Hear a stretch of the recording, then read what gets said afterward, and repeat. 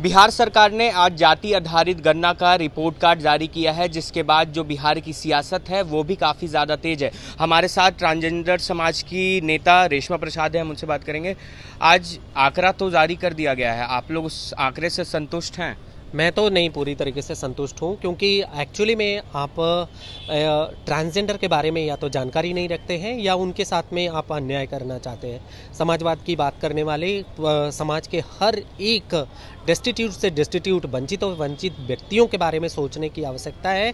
तो निश्चित तौर पे अभी तक हमने जो देखा है, जहाँ पे समाजवादी सरकारें हैं, लोग हैं, उन्होंने कभी ट्रांसजेंडर समुदाय के साथ में अन्याय ही किया है।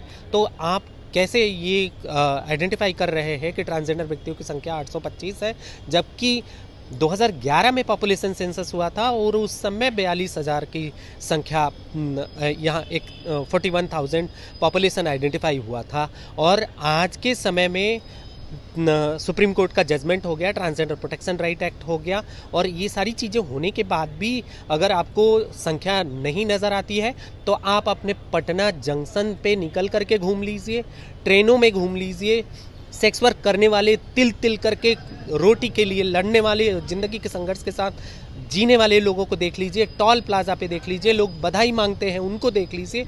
आप पटना में ही 3,000 से ज़्यादा की संख्या में लोगों को देख सकते हैं। और उसके बाद की ये बातें हैं, ये स्थितियां हैं, तो निश्चित तौर पे आप कहीं किसी को न्याय करने वाले नहीं हैं। आंकड़ा में तो 825 दिखा रहा है और बिहार सरकार के द्वारा यह कहा गया था कि डोर टू डोर लोगों के घर पे लोग गए हैं और लोगों का रिपोर्ट लिया है।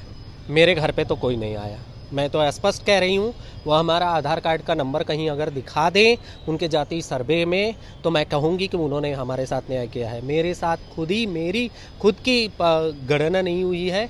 जो आप अभी नेता बोल रहे थे या क्या बोल रहे थे, मैं एक एक्टिविस्ट व्यक्ति हूँ और मैं खुद इसके लिए हाई कोर्ट में पिटीशन डाली, सुप्रीम कोर्ट में अभी हमारी पिटीशन चल रही है। उसके बाद ये स्थितियाँ आपके सामने मौजूद हैं। तो निश्चित तौर पे अन्याय हुआ है।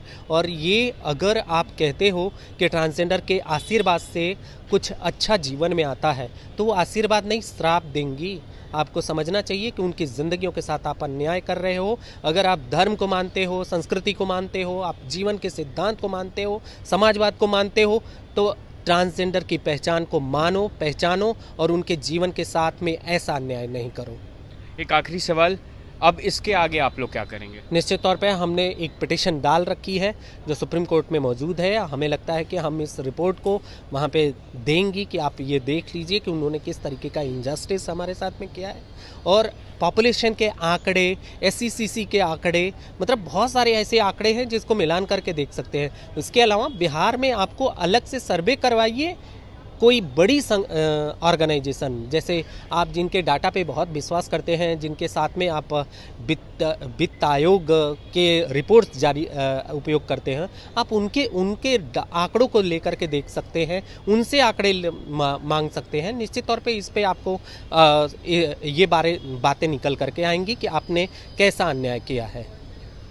तो हमारे साथ रेशमा प्रसाद थी, जिन्होंने सभी सवालों का जवाब दिया और साथ ही साथ यह भी कहा है कि सरकार ने हमारे साथ अन्याय किया है। पटना से जी मीडिया के लिए शिवम।